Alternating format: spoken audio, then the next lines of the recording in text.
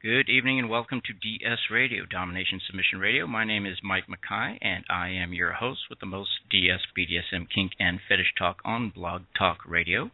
We have a great show for you tonight. Our topic tonight is bondage, high on bondage. If you like being tied up, or if you think you might like being tied up, or restrained, or otherwise wrapped up in kinky toys, then you just might be interested in our topic this evening. And helping me with tonight's show is our co-host and perennial crazy redhead Amazon sadomasochistic primal lady, Little Red, and she'll be joining in and telling us what she thinks on this subject. Are you there, Red? I am absolutely sitting right here bouncing in my seat because I had way too much sugar. Just going to rename you Too Much Coffee Girl, but you wouldn't be the same. I laid off the caffeine. It's just Pepsi and lots of other sweets today. Yeah, go read that ingredient label on your Pepsi.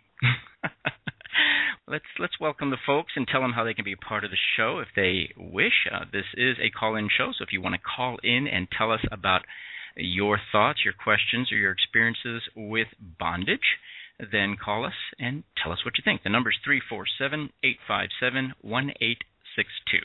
Write that number down. You know you're going to call me sooner or later. It's 347-857-1862. That was a very good year. If you are a little bit nervous about calling us and hearing your dorky voice on the radio, then chat with us in the chat room. Just make sure you have a free account at Blog Talk Radio. And when you scroll down to the bottom of your screen at the Blog Talk Radio website, if we are broadcasting live, and I realize that a lot of you listen to us in recorded form, but if you're listening to us live, then do scroll to the bottom of your screen. You should see a chat room there, and you can ask your question there or make your comment there or just be silly there, which is what the rest of us do. You can also contact us on our website. That's domination-submission.com, domination-submission.com. And if you want to ask us a question, make a comment, or make a suggestion about future topics, use the contact form there, and you can do it that way. Also, on our website, there's links to our Facebook, Twitter, LinkedIn, and all the other social media that you can use to follow what we're doing. So, we are talking about bondage tonight, and this is a pretty wide-ranging topic. And, you know, this is interesting. You know, Red, this is a show about BDSM and the DS culture, and yet we've never actually had a show specifically devoted to bondage. Why do you think that is? I think we've been topic hopping a lot, and this is just one that just keeps getting bypassed, and we keep finding other topics that we're like, ooh, that tickles our fancy today, so let's do that one. Mm-hmm. Well, I think also maybe it's just a little too obvious, don't you think? I mean, it's the first thing people think about when they think of BDSM is bondage, and so I think we've probably thought to ourselves, well, bondage, you know, everyone knows this is about bondage. Let's talk about fire cupping or something like that. So, yeah, I think it's one of those topics that we take for granted in the lifestyle. We assume that everyone in the lifestyle knows about bondage, is into bondage, but that's not necessarily true. Oh, yeah. I know plenty of people that absolutely do not like restriction, don't like being confined within the whatever they're being confined with, whether it be chain or rope or cages, things like that. They don't like the confinement, so that's just something they're not into. Well, you know, there are people who like to simulate the bondage as well. I think that you don't necessarily have to be into bondage per se to appreciate the topic or appreciate it as an artistic expression, and there's just lots of different aspects to this that we probably haven't talked enough about. So I guess I should warn folks, you can call into the show to listen only, or you can call into the show to speak to one of us. All you got to do is follow the prompts when you call in, and usually we have a call screener take your call, but okay, so I just scared the crap out of somebody. Come back. We didn't mean it. All right, so if you do not mean to scare anybody. I don't want to scare anyone, but if you do want to call in, the number is 347-857-1862. You can call in just to listen. That's not a problem. I wasn't thinking, and I put somebody on the spot, and I apologize. And we want you back. Call right back in. All right, so let's talk about how the public views it and what percentage of people are into this sort of thing. You want to take a mad stab? I know I haven't shared these numbers with you, Red, but you want to take a mad stab at what percentage of the population do you think has actually tried bondage? Take a guess. I'd say probably, I'm going to go 42%. 42%, huh? What if I told you it was lower than that? You want to take a second guess? I'd be really disappointed because typically if you're wanting to kink up your sex life, handcuffs are the first thing that happens because they sell them in all the novelty stores and stuff like that, and I'm really disappointed. So now I'm going to have to go 23%. You know what? If 40-something% disappointed you, you are just going to be crushed by the actual number. The actual number, and this is a study done about 15 years ago, but the actual number is 11%. Pathetic. That is pathetic. It's really pathetic when you think about it. So you have a roughly 1 in 10 chance of meeting somebody on the street who has tried bondage in their lifetime. Of course, this is a survey, and so you have to realize that not everyone who has tried it is going to admit to having tried it, but I'd be willing to bet this is still probably pretty accurate. It's a shame, and it's also kind of surprising for those of us who have been in the lifestyle most of our lives and we're surrounded by people who are kinksters. It's kind of hard for us to believe that out there in the general public, 11% have tried bondage.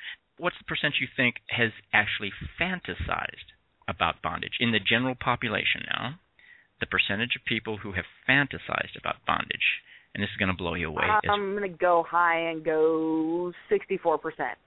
Lower. Way lower. Oh, my God. It is making me so upset right now that this is really fun, and so many people are chicken. Oh, my God. 24%. Wow. Of the general population has fantasies about bondage. Now, again, these numbers There's a whole lot of liars in the general population. These numbers are about 15 years old, but you know what? I don't think it's changed that much in the past 10 or 15 years. It may have gone up a little bit, but not a lot. In general, human nature stays human nature overall. It doesn't change that radically that quickly. So I'm going to guess at the very most today it's probably close to 30%. I'm going to go liar, liar, pants on fire. I just had to say it. I'm really sorry, but you're probably right. But you know, now here's a little bit more of a breakdown in terms of the statistics. Now this is a study that was done of people online who are Usenet group users. Now these are people who frequent the alt.sex.bondage website. And for those of you who have never used the Usenet groups or IRC, you probably are not too familiar with how this works, but don't worry about it. Just know that these are people who have already visited a bondage website on the internet, okay? So this obviously does not include the 70-something% of the population who has never even fantasized about it. These are people who not only have fantasized about it, but have taken the steps to visit a bondage internet site. Of those people, they were able to survey them and kind of divide them up into tops and bottoms. And for those of you who are brand new to the lifestyle and don't understand, a top is someone who is at least acting in the role of a dominant during a bondage or a BDSM scene of some sort. So he's the active member. If somebody's being tied up, he's doing the tying is the top. And a bottom is the person being tied up in a bondage scene. So that's just for the sake of folks who might not be familiar with the terminology. So what they did was they separated all these people into groups of tops and bottoms, and then they asked them how many of them had actually had actually tried bondage, and they correlated it with their sexual orientation. All right, so are you still tracking with me? We separated them by tops tops and bottoms, hetero men, hetero women, homosexual men, homosexual women. And of the tops, okay, wait a minute. What about like me who are bisexual? They did not. Did they not make my category? Apparently not. Apparently not. That is disappointing. You know, bisexuals are the redheaded stepchildren of the BDSM culture, right? But we have so much more fun. Yeah, I guess. Well, this is true. It doubles your chances for a date on Saturday night, definitely. All right. So of the tops, all right, 76% of the heterosexual men were tops. 11% of the heterosexual women were tops. And 12% of the homosexual men were tops. And the numbers, the statistics for homosexual women were insignificant. Apparently bondage was, at least at the time of this study, and with this particular group, apparently bondage was not a significant percentage of the homosexual women in this study. But it is interesting that 3/4 of the heterosexual men considered themselves to be tops. 11% of the heterosexual women did. Now, when you look at the bottoms, it gets kind of weird. 29% of the heterosexual men considered themselves bottoms. 89% of the heterosexual women considered themselves bottoms, which is not surprising. Women do tend to be a little bit more enthusiastic about getting tied up than men do, just overall. And 88% of homosexual men considered themselves bottoms. So interestingly enough, 89% of heterosexual women, 88% of homosexual men, so almost identical numbers there, considered themselves bottoms when it came to bondage. And of course, these were people who were already into bondage. They were just trying to figure out, all right, who falls into the tops and bottoms, and how does that correlate with their sexual orientation? Does any of that surprise you, Red? It kind of does and it kind of doesn't, because I think there were some liars in that group too. Just because I know several tops that enjoy being tied up, although they're directing the whole thing, they enjoy being tied up. I can understand the appeal of it. I personally am not one of those people. I'm not only a dominant and a top, but I just cannot. Not only can I not really enjoy or get much out of bottoming, I don't even understand it. To me, it's I don't know. It's just almost I won't say repulsive. It is just so counter to what I'm comfortable with. It's kind of like, the way you would probably react if somebody told you to, stick your arm into a vat full of scorpions or something. It's just, it just completely runs counter to what my instincts tell me that I should do. So I don't know. But you're right. There are lots of people who are comfortable being tops and bottoms, irrespective of their DS orientation, whether they're dominant or submissive. There are lots of dominants who have no problem with bottoming. And vice versa. So, well, let's talk a little bit about why people get into bondage. I'll let you just hypothesize on this for a moment while I take a drink of water. I'm about to cough into my microphone, so go for it, Red. Well, I know personally for me, I like the restriction. I like the comfort it gives me. Most people wig out when they're restricted or cuffed or anything. It's comforting to me. So it's kind of like when you swaddle babies, they calm down. You're restricting their movement, you're constricting them in the blanket, and they calm down. It's the same for me. I get very relaxed when I get tied up. Whether, unless it's a very, very uncomfortable, predicament bondage, then yeah, you're not supposed to be comfortable. But like suspension bondage, I couldn't move my arms, my legs, nothing, and I was raised up off the ground. And I started rocking myself to sleep in it, like swinging myself, and started falling asleep. It is entirely just wonderful for me.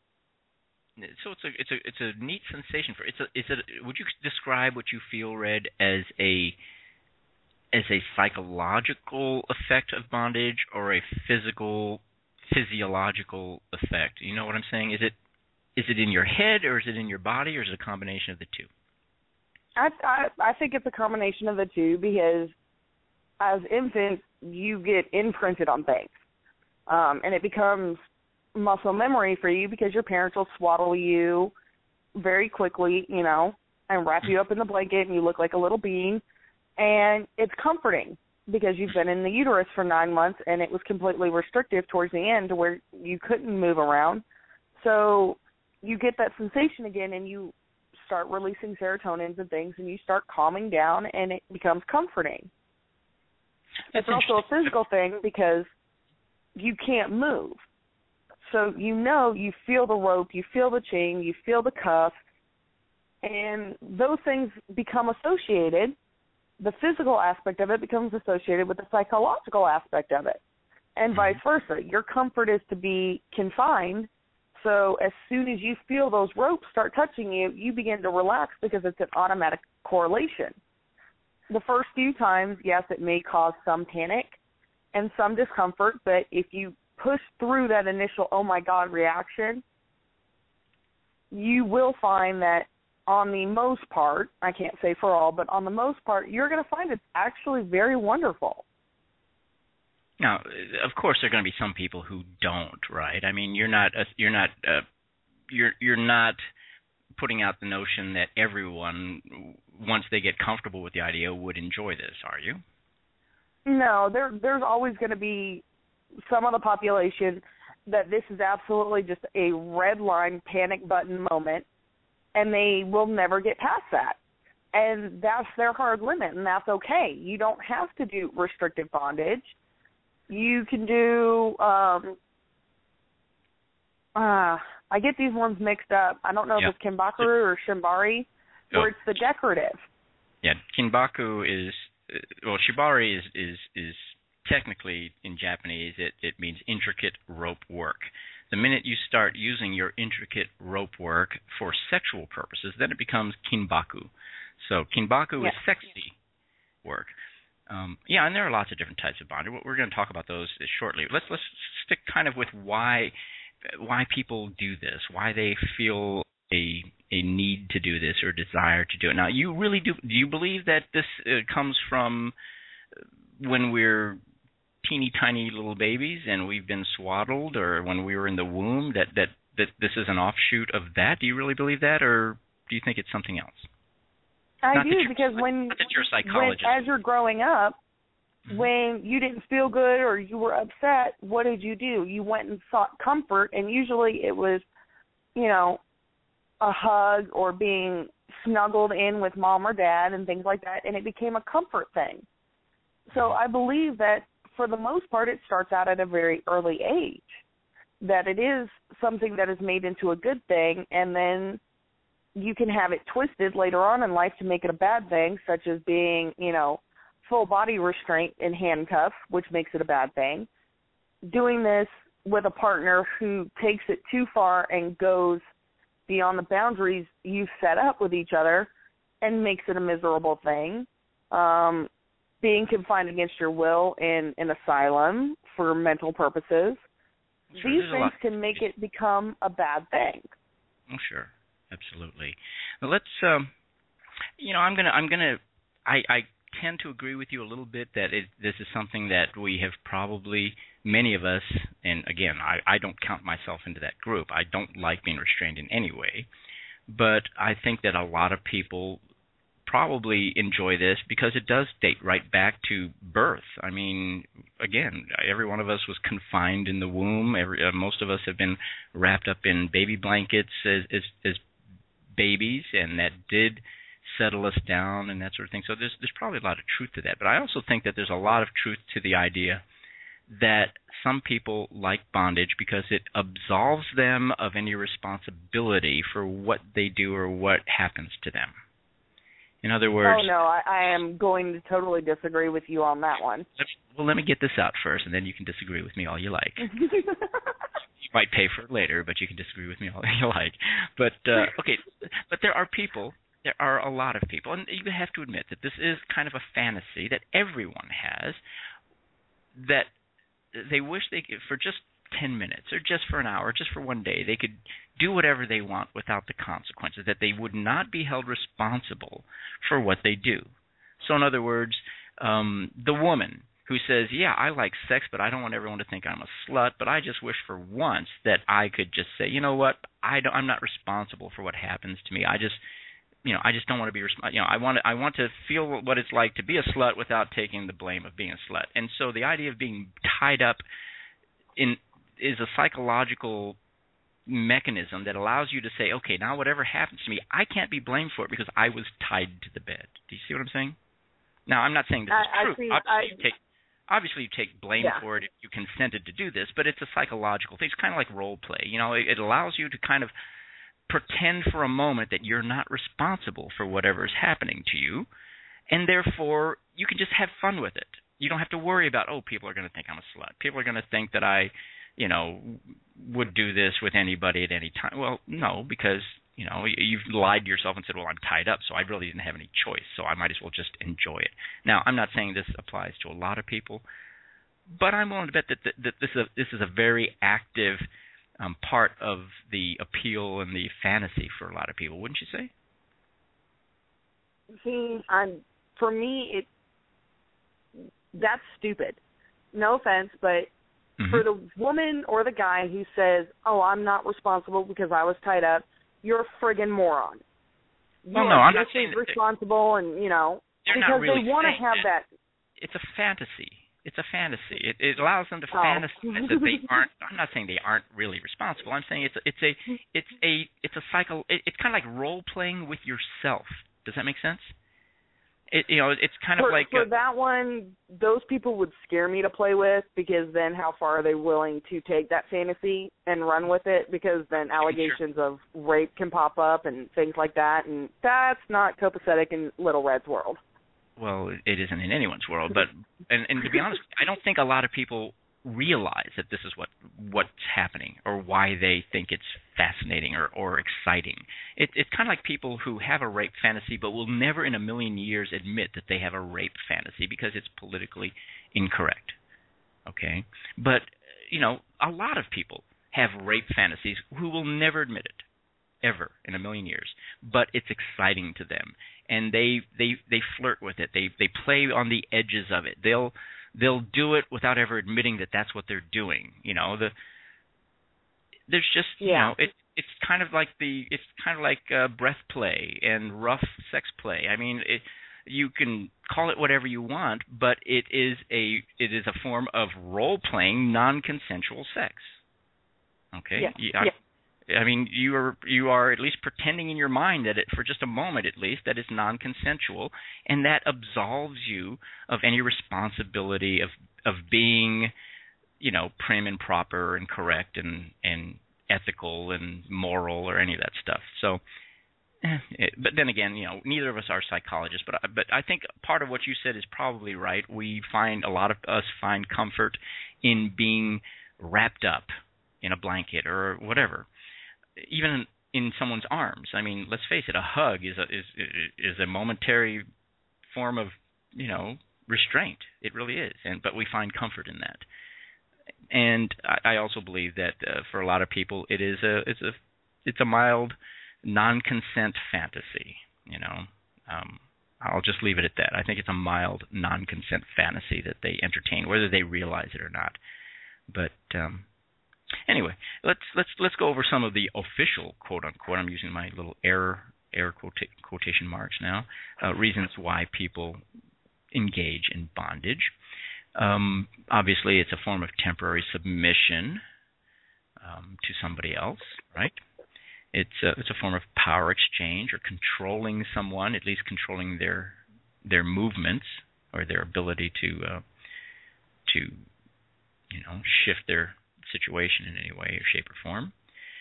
It definitely gives a top increased access to the bottom for sadistic purposes or for sexual activities of some sort. So in other words, every teenage boy has wrestled around with trying to get under some other teenage girl's bra or other naughty bits or something like that. And it's for them. You said naughty bits. Yes, I did. But for every teenage boy, it's a fantasy of not having to go through that struggle without having to get get past those barriers. And so here, bondage is the fantasy that gives access. And I'm not making this all about boys and girls. I'm just, for anybody, tops and bottoms is what it is. I mean, women fantasize about having access to men and other women and whatever. It has nothing to do with gender, really. But it does have everything to do with access and opportunities for sadistic activities or sexual activities of some sort. And I think the last one really is one that's kind of ignored by the vanilla world, and that's the aesthetic reasons why people do bondage. You know, it's sometimes it's a very beautiful thing. I know you and I have both seen some incredibly erotic and beautiful scenes that have been set up and photographed or filmed that involve shibari, rope work or kinbaku or other forms of restraint. And it's the human form is beautiful in and of itself, but I mean you can present it in ways which make it even more fascinating, wouldn't you say?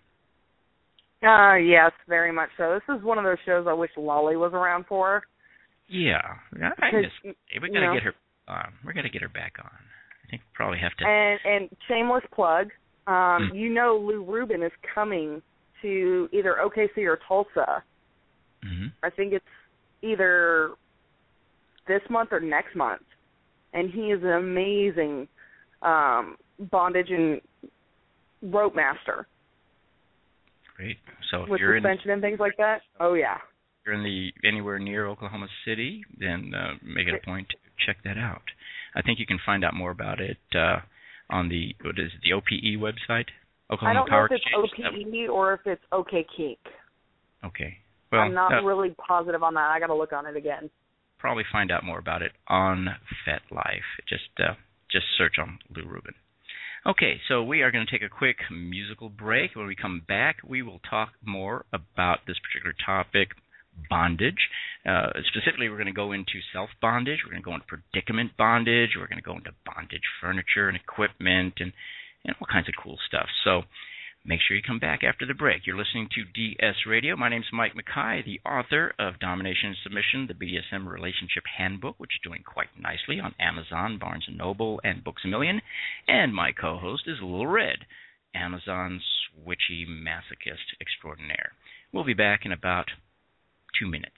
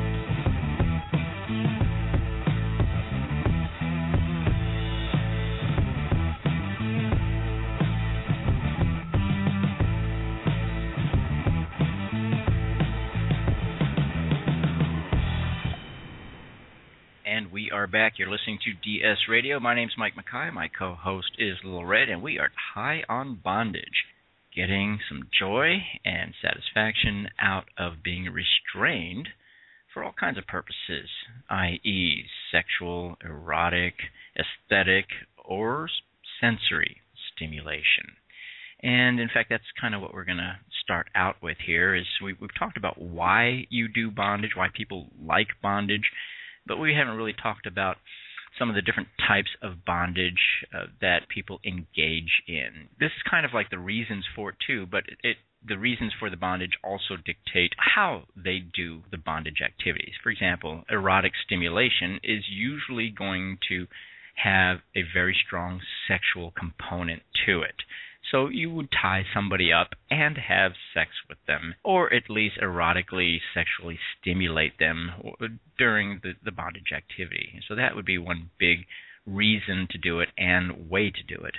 The second would be for aesthetic reasons, aesthetic stimulation or aesthetic appreciation. And this is actually, believe it or not, this is one of the ones that I really like. I'm very much into, first of all, erotic stimulation. I like to combine my bondage with my sex. Thank you very much. And I also get a great deal of aesthetic pleasure out of it. It is, to me, a very exciting thing to see somebody in certain poses. And I'm very picky about the poses that I like, but there's no doubt that they do a lot for me in terms of visual stimulation and appreciation. And I'm a really big fan of bondage art and photography. I think it's just beautiful, some of it. In fact, I can't imagine. To me, it's hard for me to imagine even people who are vanilla not finding it really erotically stimulating and aesthetically pleasing to see some of that stuff. And I realize it probably serves as triggers for some people who are not comfortable with the BDSM lifestyle or activities and may have suffered abuse in the past and things like that. But, for the average person on the street who doesn't have that kind of baggage, I have a hard time understanding why they don't see the beauty in it, but that's just me. And then the third big reason for doing it, and reason/method of doing it, is what they call somatosensory stimulation. Now, this is a new word for me. I just learned it about 2 hours ago. And you know me, I'm just a nut about sharing things. I love learning new things. And then when I learn a new thing, I just love sharing that stuff with you folks. And so this is my new word of the day, and that word is somatosensory. Somatosensory stimulation. Now let me tell you what that means. And I was kind of fascinated by this. What it really means is sensation, okay? Sensation. Now, sensation usually means, when it comes to this sort of thing, it means touch. So it means getting pleasure from the touch of the feeling of the physical contact of being restrained, all right? Touch. But here's where it gets interesting, and this is what they mean by the word somatosensory. What it means is that there are lots of different types of touch.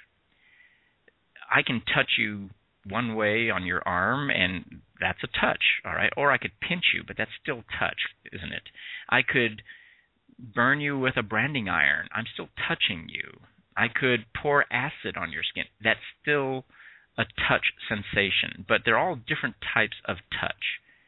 And so somatosensory wraps all of those different types of physical sensation up under one umbrella, which is somatosensory stimulation, but they can really be divided up into four major tactile categories.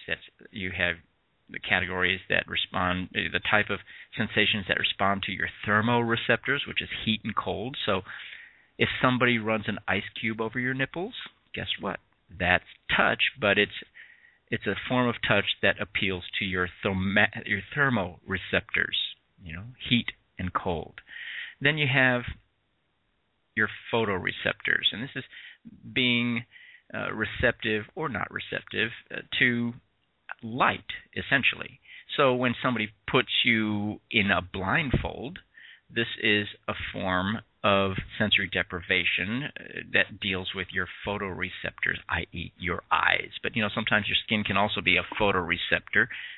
We absorb sunlight through our skin and produce vitamin D, which, for me anyway, I have to have enough vitamin D or I'm just crabby. I'm just really a grump. And so in the summertime, I get enough vitamin D from sunshine, but in the wintertime, I have to take vitamin D supplements. So photosensitivity or photoreceptors used in BDSM play don't always necessarily have to mean your eyeballs. It can mean your skin too. Sometimes light has an effect on your skin and other parts of your body. Then you have mechanoreceptors, and this is how your body responds to being moved a certain way, being positioned a certain way. And so it's not just being touched, but it's being positioned or moved or bound in a certain position. And then, of course, you have your chemoreceptors, and this is how your body will respond to the elements, the chemicals, the stimulants that are placed on your body while you are bound or while you are restrained. So, for example, there's something called figging, which is sliding a piece of ginger into the anus, and it burns for about 20 to 30 minutes. And it's not the sort of thing that most people allow to have done to them unless they're tied up. And so, again, you can combine all of these somatosensory experiences with bondage in just a unlimited, infinite number of ways. But the bottom line here is that there are lots of different ways to be stimulated by bondage. There's this erotic stimulation, sexual components. There's this aesthetic, visual stimulation, and then you have your somatosensory stimulation. You're responding to the tactile sensations of touch or pressure or stretching or vibration or temperature or whatever, even if it's chemicals and something that burns or irritates or cools or whatever. So just a little bit of bondage trivia for you in case you're ever asked. Not that you ever will be, but you never know. Somebody might ask you to be a co-host on DS Radio. Speaking of which, what happened to Red? Red, are you still with me, or did you sneak off for a bagel or something? No, I had my bagels and cream cheese before the show. I was being a good girl and waiting patiently. Oh, okay. Well, yeah, you know how I talk too much. So tell me, did any of that make sense to you? I mean, did you want to add anything to that? I realize I just rambled, but what did you think? Well, I'm a huge fan of sensory deprivation in conjunction with restrictive bondage by having my wrist cuffed and stretched out and my ankles cuffed and stretched out to where I don't have any flex or movement. So for me, being very tactile, it's not all about the visual setup. I can see 60 toys laid out, but once you blindfold me and gag me and put my earbuds in and put a playlist on you want, I have no idea which one you're going to pick up. It's a mental game at that point, and then the sensations that the floggers make and everything else, you can't go anywhere. You're stuck right there until your top decides, oh, I've had enough, I'm going to cut her loose. For me, I get a huge thrill out of it. It's more about the sensation than it is anything else for me. Mm-hmm. Now, I find it interesting that you mentioned the mental aspect of this, because that's one of the things I wanted to talk about, because everyone knows what we're talking about when we talk about just generic bondage. Tie somebody up, put on some handcuffs, some wrist cuffs, some ankle cuffs, tie them to the bed. It's very generic. It's very common, even for vanilla folks, to imagine how that works. But you mentioned the mental component, so let's talk about mental bondage. Tell the folks what you think that consists of. Well, it can be a plethora of things, since we're using big words today. Let's use plethora. I like that one. I'm writing that one down. Yeah, for me, mental bondage is majority of things. You can be commanded to be in one position and not move with no restraint, and that unto itself is extremely difficult.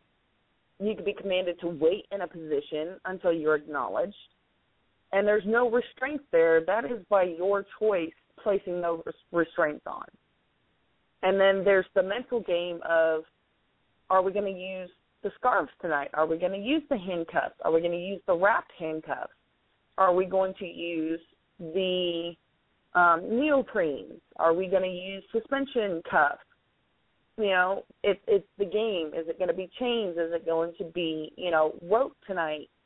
It's a mental game because you can lay out all these different things and you can have 100 things racing through your head, but until that scene begins and those items are placed where they want to be placed, i.e. using neoprene cuffs or locking cuffs, then you start playing the game of what's next.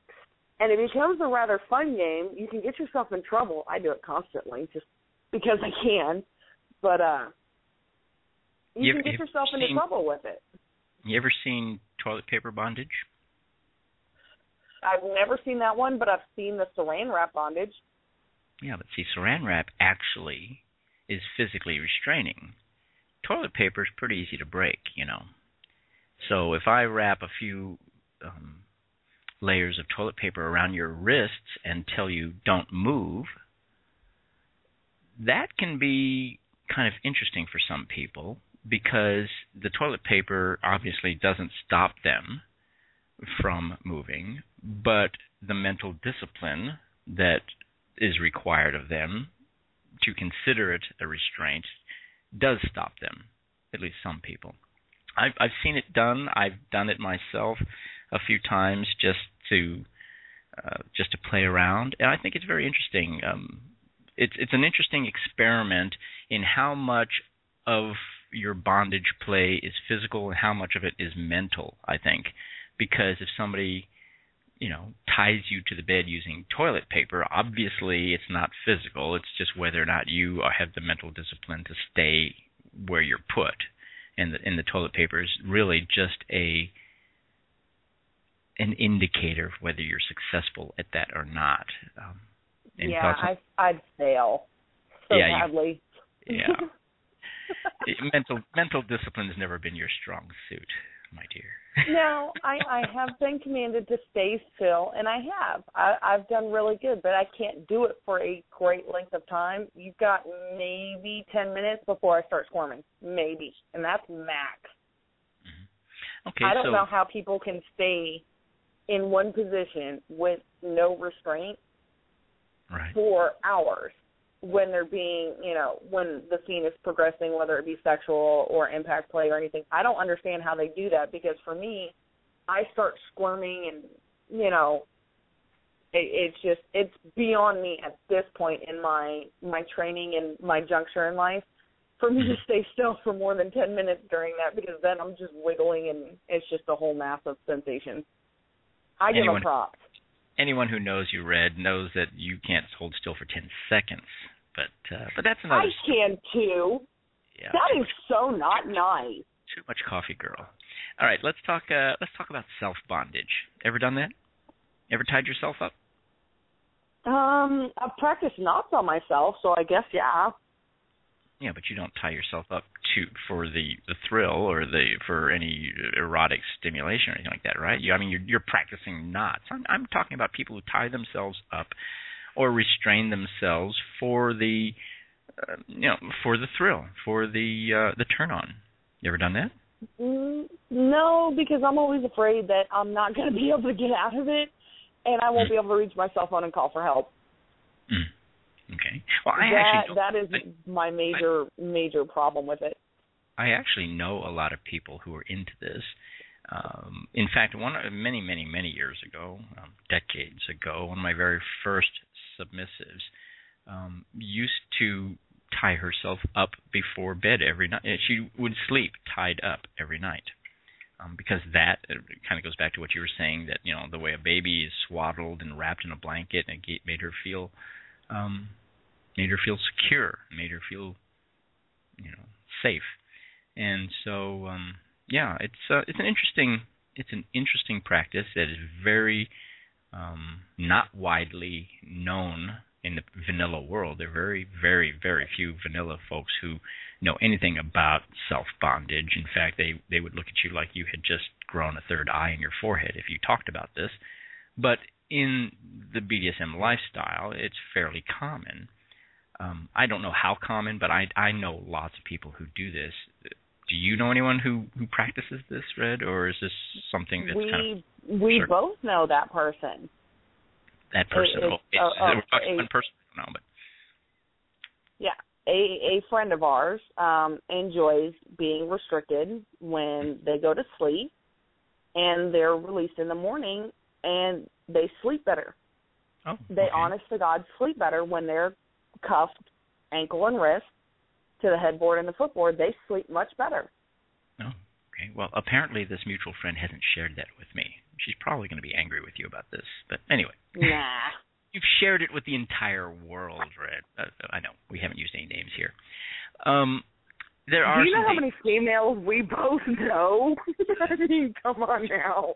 Way too many. But okay, now there are dangers. It's good that you brought up the topic of some of the safety concerns about self-bondage, and one of them obviously is the one you mentioned, that maybe you can't get out of it yourself, and therefore, you will either starve to death or suffer the indignity of the fire department coming in and getting you off the floor or something. But there are other dangers. There are people who combine self-bondage with autoerotic asphyxiation. Yeah, breath play, autoerotic asphyxiation, and like David Carradine, end up hanging in a closet dead someplace because they went just a little too far and there was no one around to help them. So this is something you have to really, really worry about. If you're into self-bondage, please have a plan, or at least somebody who will check on you fairly regularly to ensure that you don't end up a statistic. And one of those statistics that is spread all over the internet as being, you won't believe how stupid this person was. They hung themselves naked in the closet at the Holiday Inn or something. You really don't want to be that person. So be very, very careful about that. Let's talk a little bit about predicament bondage. What do you know about predicament bondage? Sucks. It sucks. Tell me why it sucks. Well, it depends on how sadistic your top wants to get with it, how much confinement they want to do with the restriction. They can make you sit in the lotus position, which becomes very uncomfortable on your thighs, extremely rapidly, especially if you have to kneel while doing it.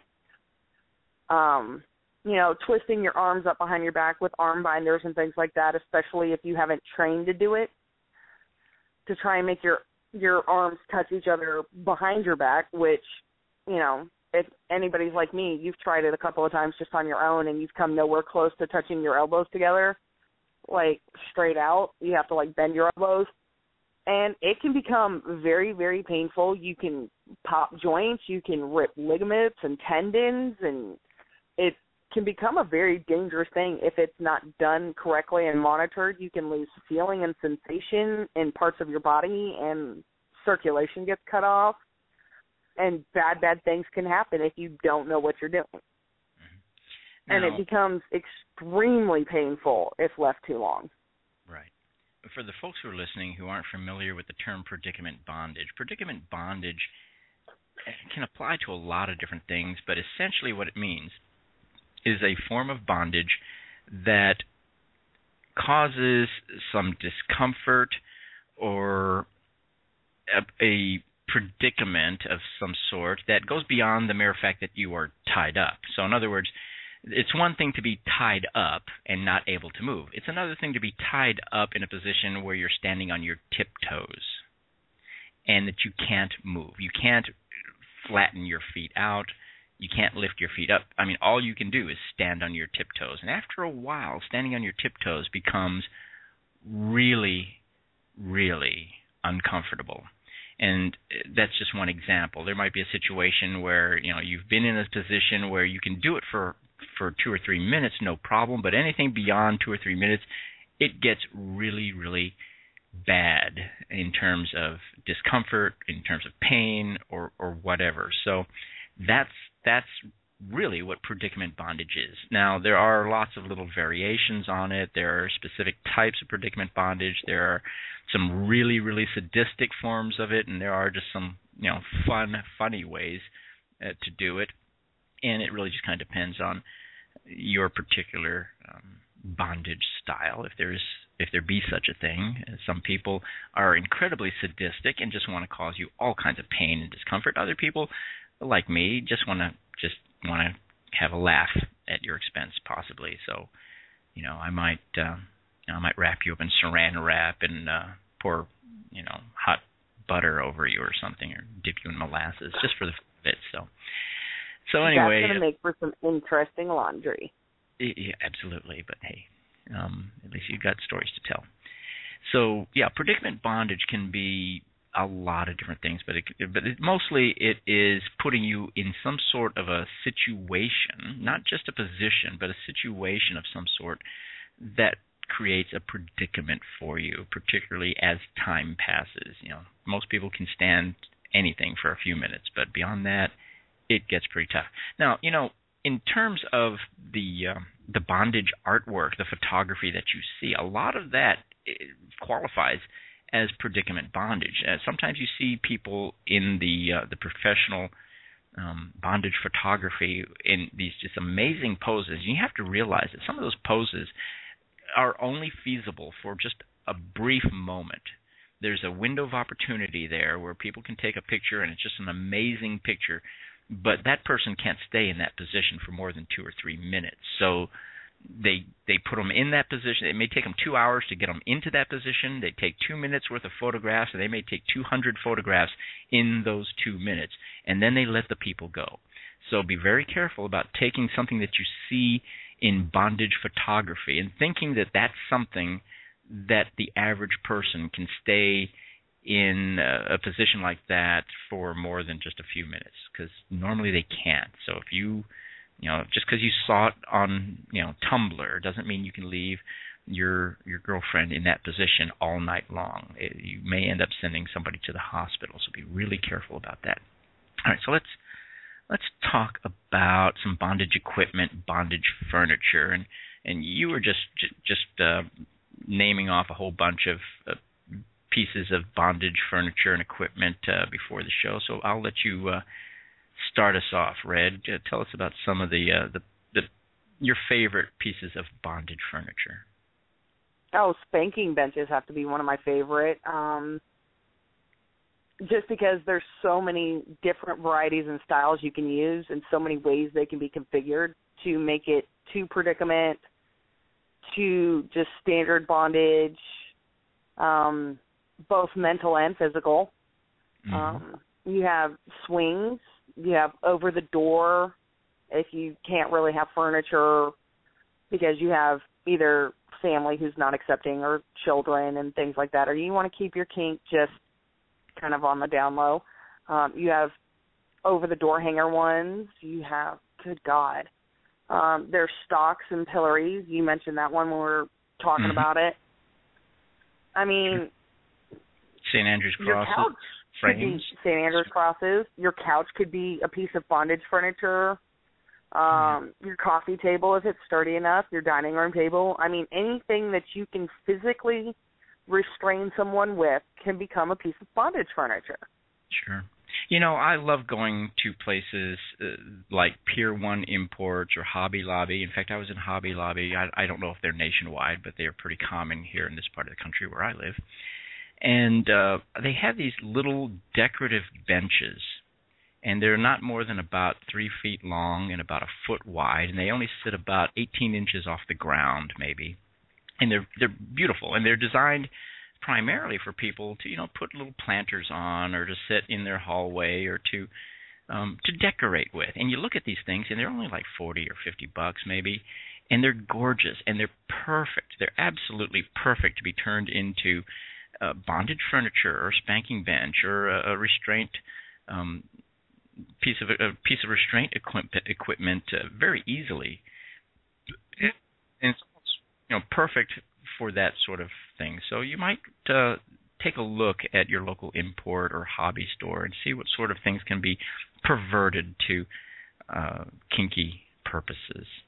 Well, we're at the end of our hour. I do want to close by thanking you, Red, and Daddy Bear, who happens to be in our chat room, but James, for your wonderful housewarming gift of a beautiful spank. It's just wonderful, and you guys are great friends, and it's just awesome. I can't thank you enough. And so thanks to all of you for listening to Domination Submission Radio. I'm Mike Makai, my co-host and good friend Little Red. Both hope you'll be back next week for more of Domination and Submission Radio. Bye-bye now.